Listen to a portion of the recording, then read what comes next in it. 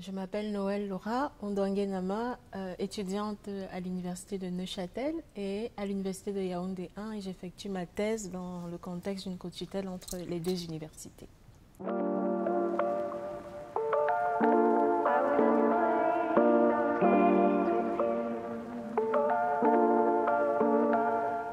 Alors, je suis arrivée en Suisse au bénéfice d'une bourse d'excellence de la Confédération pour étudiants étrangers. Et là, j'ai effectué un stage de perfectionnement à l'ISLO, dans l'Institut des sciences logopédiques, sous la supervision du professeur Marion Fossard.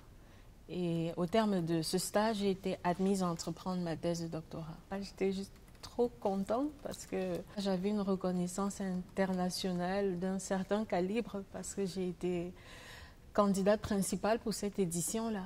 Le rapport qui est entre les étudiants et les profs qui est très simplifié. J'ai aussi beaucoup aimé le fait que l'établissement soit comme délocalisé. Ça m'a permis, moi, par exemple, de visiter un peu plus la ville. C'était facile comme ça. Tout se passait bien. Je prenais mes marques dans la ville. Et puis, voilà, je l'ai chopé, le Covid.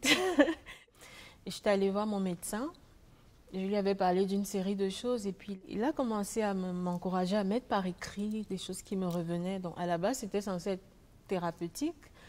Et puis, de fil en aiguille, j'ai rien compris et j'avais un livre publié entre les mains. Le livre, c'est une combinaison de tranches de vie. Et ces tranches de vie concernent celles de mes élèves et mon propre témoignage y est intégré.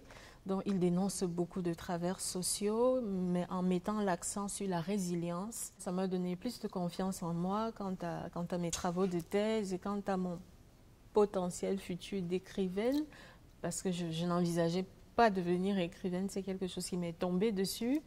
Et là, on a un deuxième livre, en fait, un recueil de poèmes, qui a fait sa sortie à la résidence suisse de Bangui, en RCA, organisée par M. Eric Maclay, qui est un diplomate.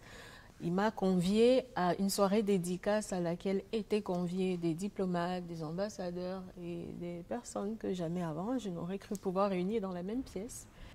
J'avais un ancien colocataire à la Tour des Cadoles qui m'avait fait comme une espèce de rapport entre Thilo Frey et moi.